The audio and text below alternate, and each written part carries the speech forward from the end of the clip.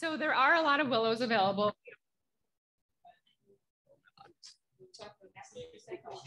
That was the signal?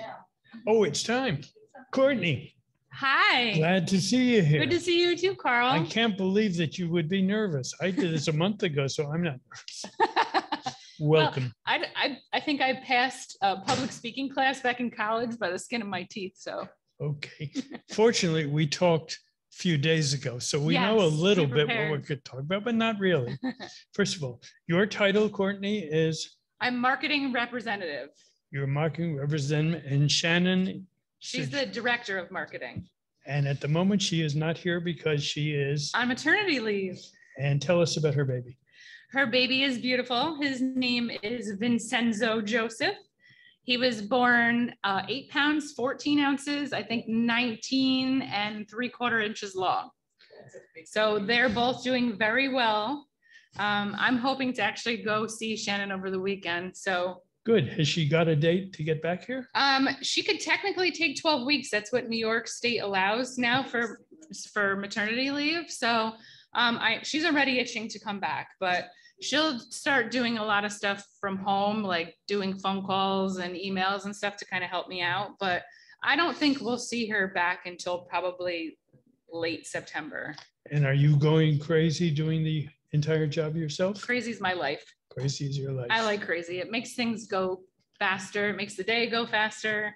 I'd rather be busy than slow. Mm-hmm. When I first started in this position, we were pretty slow because we were just about full. And I said to Shannon, is it always gonna be like this? And she said, no, I promise. But I wasn't ready for this. Mm-hmm. But it's great. I love doing the tours, and I love seeing new people and teaching them what Woodland Pond is about. So it works out. It's a great position for me. Okay, before I ask you the many questions that we have about the renting and the selling and the whole job, let's talk about you a little bit first. Okay. The only thing I knew about you before I met you first was that they used that wonderful policy of promoting people interior from within. Yes. So I was the scheduling coordinator for the health center. So I scheduled all of the nursing staff, and it was an interesting job. It wasn't really enough for me, so I started asking for more things to do.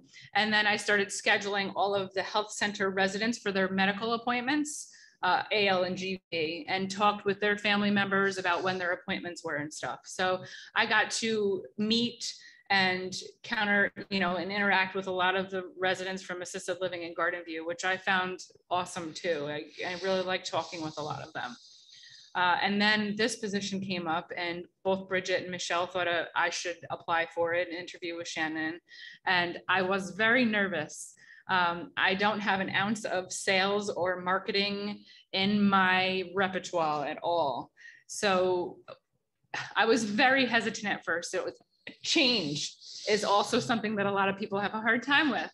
So I was comfortable where I was. I had a great relationship with Philip and Carrie, and I kind of really have my roots over there in the health center, but I needed more of a challenge. So I met with Shannon, and I really thought about it. And I said, you know what's it going to hurt me? Mm-hmm. It's not. And Shannon and I have a very good relationship, and I've taken it to the next level. I wasn't expected to do any sales my first year in the position, and I did 2 in my first 6 months here. And I was promoted from marketing coordinator to marketing representative. And now I have more challenges that I have to meet in order to keep my position. And it's been fulfilling and easy. Mm-hmm. I really do enjoy it. So, and here I am. Okay. And even though you did earn the position, mm-hmm. there's a little bit of sense of who you knew very well in the front office. Yes, I did. I went to high school with Michelle. With Michelle Gramoya. Yes. We had different friend groups though. So we didn't really hang out together in high school. And we really connected again when our sons started playing hockey together. So we both of our sons played for Saugerties youth hockey. And Henry and Michael became very close. Actually, while I was still working in the health center, I would bring Henry in during the summer, and Michelle would bring Michael in. and they would ride their scooters around the property together and play floor hockey down in the basement. So, so yes, I do know Michelle. Okay. So that sort of made it easier too. It did, but she knows how hard I work. So she wouldn't have offered me the position or offered for me to apply to it if she didn't know my work ethic. Okay. And you told me that your academic training and your graduation, yes, was in a field that I had never heard of before. Yes. So I have a bachelor's degree in fire science from the University of New Haven in Connecticut that specialized in arson investigation. Yes. So that all came about. My father is a volunteer firefighter for Ulster Hose in the town of Ulster. And I was always very interested in not putting the fire out, but like investigating how the fire started. So I did go to school for that. It was a wonderful experience, but it was very hard to find a job in that field once I graduated. And as the years progress, everyone is so much more knowledgeable in protecting their buildings with fire sprinkler systems and things like that. That arson is much less prevalent now than it was 13 years ago when I went to college. Would fire science graduates generally work for police departments? Not usually. More if a larger fire department had an arson unit, or even in the private sector working for insurance companies. Mm-hmm. And that's what I was more geared towards. And when I graduated, I interviewed for a couple of insurance companies and they told me that I needed sales experience. So then I worked for Linens and Things for quite a few years. I started out as a sales associate on the floor. And then I got promoted to merchandise manager at Linens and Things. And I spent a few years working in management there. And I couldn't really do it anymore. So I went back into food services and I was assistant director for the dietary department at Kingston Hospital for about 6.5 years. And then they had layoffs. I was part of that first move of layoffs that they had back in September of 2012. So I took a little bit of time off to spend with my newborn. Well, he wasn't newborn then, he was almost a year old. And then I got back into it again. I was director of food services for Northern Dutchess Hospital through HealthQuest, which is now Nuvance, for about 3.5 years. And then I decided no more food services. It's very stressful. I needed to spend more time with my family. And at the time I was working 10, 11, 12-hour shifts. So I took a little bit of time off, and that's when I came here. Welcome. Thank you. Thank you for coming. I do remember seeing you in the hall those first couple of days, and you were a much more reserved, quiet person than you've become. Yes. So yes. The job's been good for you, I think. The job has been and you've good been for me. good for the job. Okay, let's talk about the job for a minute, for a while. What's been the effect of COVID, first of all? So you all know we've had a lot of apartments empty over the past 1.5 years of COVID. Not necessarily from COVID, but old age and other illnesses. So it's been a little bit of a struggle, but we're slowly making our way back. Actually, I have 3 closings this month. I just took a deposit today for an apartment. Mm-hmm. So we're making our way back through. I mean, my goal is to have them all full by the end of the year. By the end of this year? Yeah. Oh. My goal is to have the rest of the apartments full by the end of the year. From your mouth to God's ear. Yes. Yes. One more question about you. Mm-hmm. Didn't mention everybody who passes your office sees your dog. Yes, Nash. So I actually adopted him through Sharon Jones, the hairstylist. Mm-hmm. She is a part of a rescue, dog rescue company out of Tennessee. So my son has been asking for like 2 years for a puppy, and we always keep saying no because we're always busy with hockey, and we had a little bit of a downtime, and my husband and I said, you know what, let's do it. So I reached out to Sharon and told her what we were looking for. And lo and behold, Nash was born on March 22nd. 22 is Henry's hockey number. So it was fate. And we said, let's do it. We picked up Nash from Parsippany, New Jersey, the first weekend in June. Mm-hmm. And we've had him ever since. And he is an awesome addition to our family. And you said he's 40 pounds now and going to become 70? He's 40 pounds and he's just about 5 months old. So I assume he's probably going to be 70, 75 pounds based on the rate he is already growing. Okay, let me ask you, I'm sure we all, for those of you who are watching, there's a not very large audience, but people who have very serious questions in their minds, as we all do.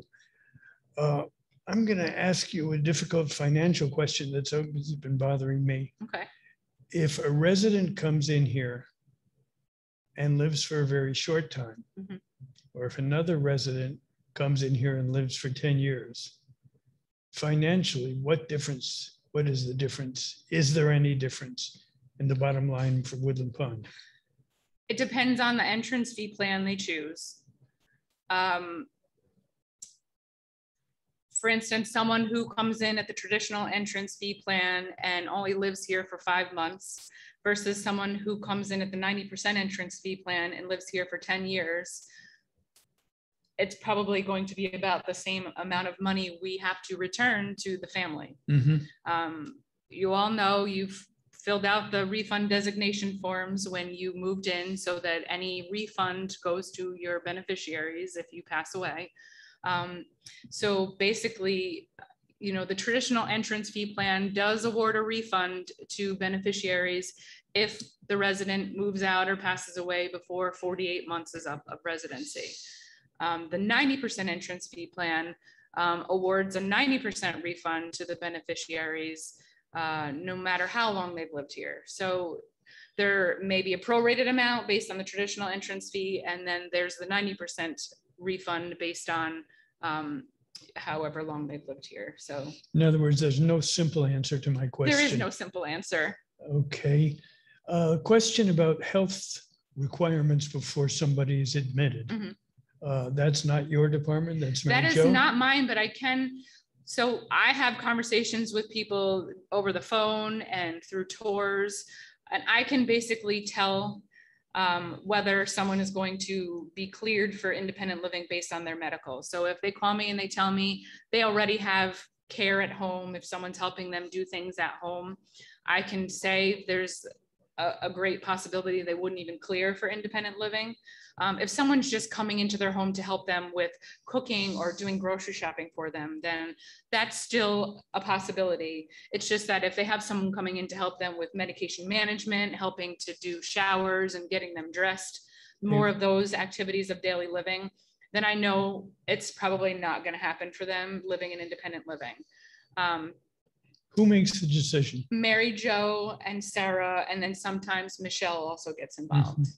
Mm-hmm. But there are different criteria for residing in independent living and then for life care. So Mm-hmm. someone could be accepted for independent living, but not accepted for life care. So. And again, that's a Mary Jo decision? That's Mary Jo and Sarah decision.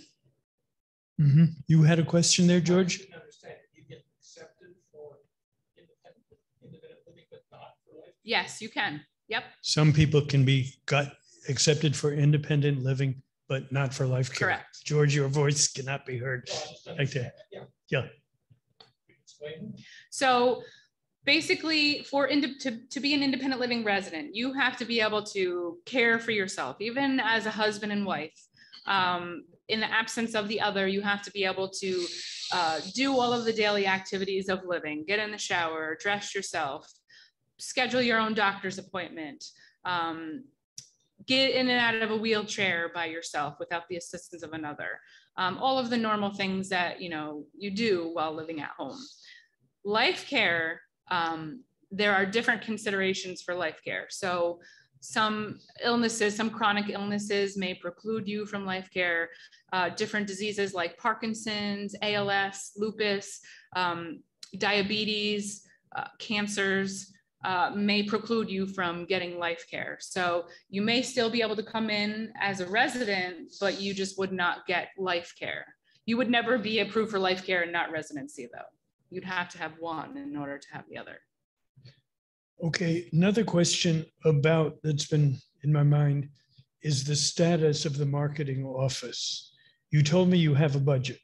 Yes, we do. How do you arrive at your budget? Michelle. So it's kind of between Shannon and Michelle. I do all of the bills, and I put in we have a spreadsheet that I do with all the bills. We get a budget.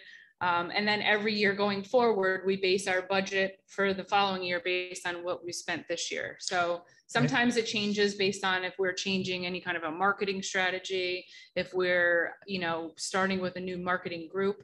Our budget for this year was much different than last year because we revised our website. Mm-hmm. So there was a little bit of an increase in that.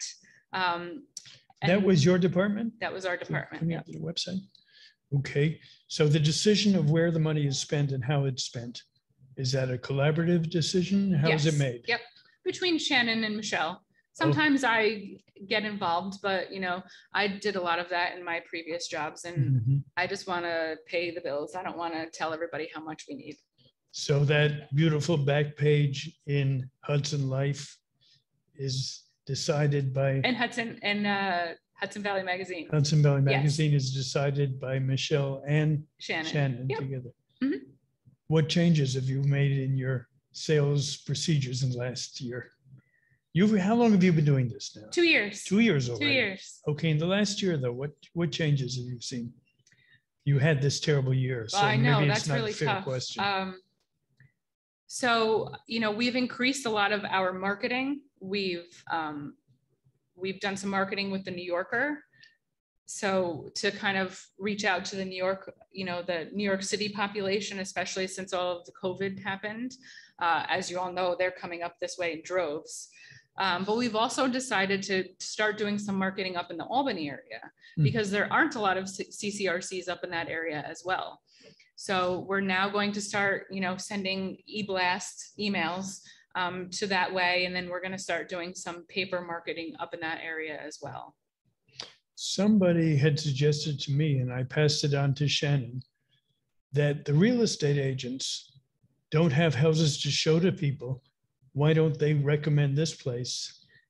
Has anything been done with that? So we did, we sent out an email to all of the real estate companies in the area and we did a Zoom on Facebook last year, or maybe it was earlier this year, I can't remember, to try and incentivize real estate agents who are selling to the retired population to have them come here, and then we would offer them a commission for getting residents to come into Woodland Pond.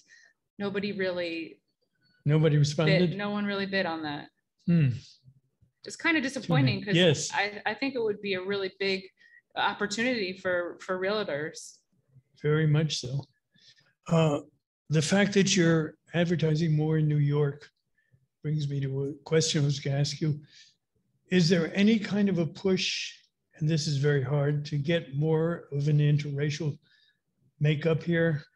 We try, actually. I have done a couple of tours with some Asian women, but you can do all of the marketing you can. It's a matter of the finances and how people save money throughout their lives, what their positions are, in their careers, how they've spent their money throughout their lives, and how they've saved. And where they want to be as well. And where they want to be. So it's hard. We can do as much marketing as we can in specific areas, but, the one Asian woman that I met with decided she wanted to live out in California because her other daughter was out there. So, we try, but we also, we're only going to get in what wants to come and what can financially come. But it is something you think about. We think about it all the time. Okay, glad to hear that.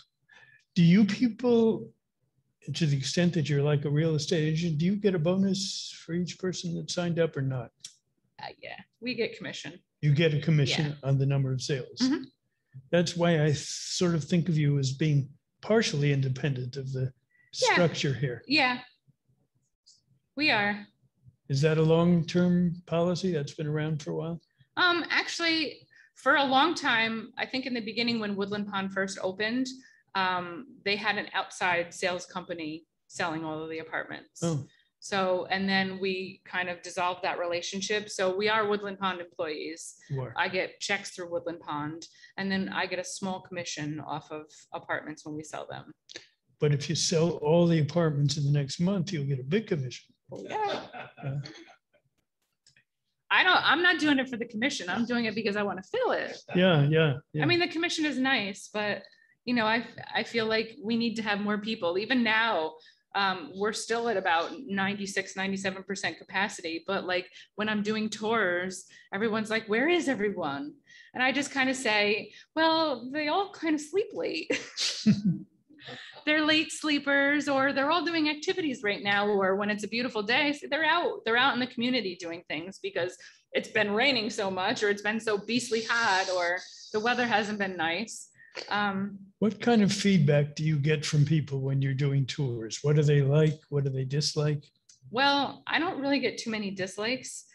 They do, and I don't want to pat myself on the back, but they all tell me that I do a fabulous job giving a tour, but that is because I 100% believe in Woodland Pond and what it does for its residents. So, you know, my key points are always to drive it home with, you know, how we keep our residents safe, how, you know, we do everything we can for our residents. We want them to socialize with each other. I mean, you know, the whole purpose of Woodland Pond is, you know, to keep you all alive and happy longer by having all of these activities to keep you social. You're not going to get all of those things by living at home alone. So, you know, I try to drive it home for every single tour that I have, and 99% of the time, they always thank me at the end and said that I gave them an excellent tour. And I kind of just use that as, you know, the selling point.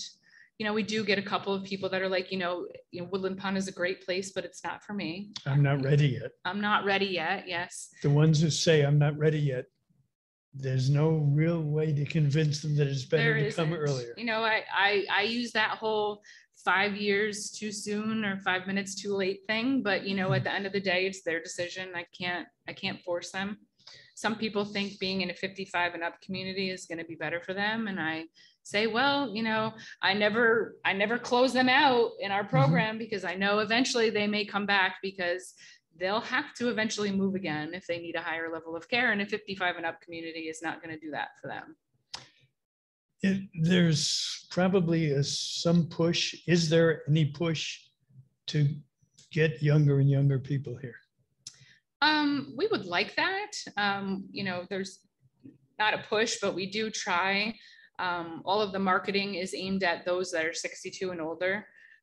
Sometimes we have people that are younger than that and they want to just be on the wait list, which is fine. Yeah. Oh, that's nice. Yeah. So, I mean, I did just move in Ina Podorf, who just turned 62 last month. So 62. 62 is the minimum. We did go, I asked Michelle, and Michelle went to the state, and we were able to allow her to move in before she turned 62 because she was moving here from California and she had family here. So we did get special permission from the state to let her move in before her 62nd birthday. She turned 62 last month. So, and she absolutely loves being here. She's very happy. I've talked with her for quite a few months over the phone before she came in here. And I think she's done really well here. I see you interviewing in there, and most of the time it seems it's a couple, but or a single person with their younger children. Does that tend to be the general pattern? Yes, I think that a lot of times the prospects themselves are looking for validation from their kids. You know, they don't want to spend all that money because they want to leave that money to their children. And they're very sensitive on giving all of that money away. So they bring their children in, and most of their children say, Mom, Dad, whichever, Mom and Dad, we want you guys to be safe. We want you to enjoy the rest of your life. It's not about the money. We don't want the money. We want you to move someplace, you know, where we know that you will be okay and you'll be safe and be taken care of. So honestly, I think it's better when their children come with them, because then they know too what their parents are spending their money on. Yeah. Changing a little bit, are there any new projects that you guys are working on or exploring, working on? Not at this time. I know we're thinking about doing another resident luncheon panel in the fall, because we did so well off the two that we had in June and July. So, you know, that is always, you know, a big thing. Project wise, we have just done a lot with our guest suite. Cameron, our intern. Did you say suites or suite? Suite. Suite one. We only have space for one. Okay. So Cameron took over that project and ordered all of the things so that we could upgrade all of the furniture in there. And I would like to incentivize and have prospects that are very interested in Woodland Pond come and stay for a day or a night and set them up with other residents that live here, and kind of, you know, get them to see a day in the life of Woodland Pond, and not just for the hour-and-a-half tour that we do. Yesterday, I actually did a dinner, the first dinner, with the prospects that actually deposited today. They came last night and they had dinner with 2 other residents here. And I think that's a huge thing too. I mean, I've been doing lunches and having residents join for lunches out on the patio from the pub. But I think sitting down for dinner and talking with other residents that live here is very, very helpful in helping prospects make a decision. I can sell Woodland Pond to just about anybody, but I can't tell them what it's like to live here, because I don't live here. I'm not a resident receiving all of the services. So having another resident to help with that is really key in helping them make a decision. And I really think that helped them give a deposit today. Yeah. Okay, so far done wonderfully, and we've used up all but our half hour. Have a drink. All right. And let's open it up to the distinguished audience here. And I bet there are a lot of questions to be asked. Joan? Do you want to come here and ask this way? About how many tours do you have to give for each sale on average? Good question. 2. Oh, really? 50%? Sometimes 1. That's impressive. George?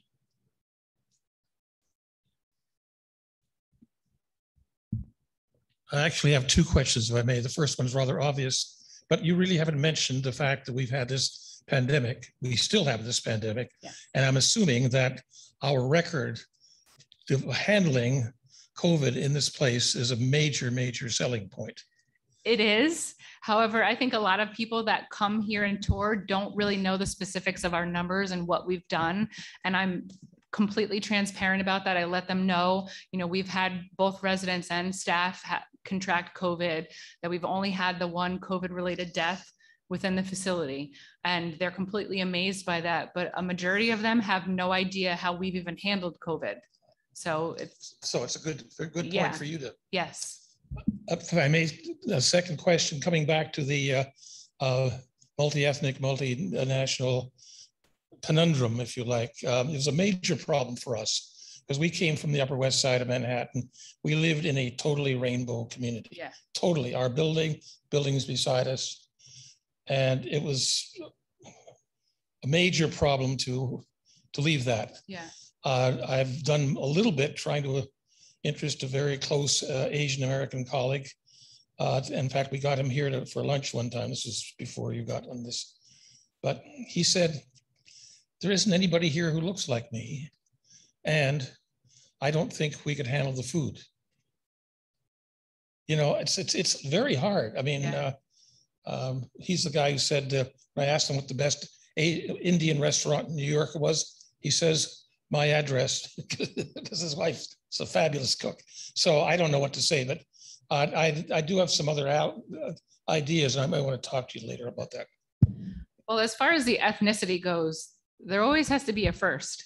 So if we can just kind of, you know, reel the different ethnicities in and say, you know, yes, you may be the first, or there may only be a few of you, but we need more of you. So if you join, more will join. So there kind of has to be that first person that sets the domino fall forward. Joan? I think I didn't ask my question clearly enough. How many people come in for each? How many people come in for tours for you to be able to close for one? What do you mean?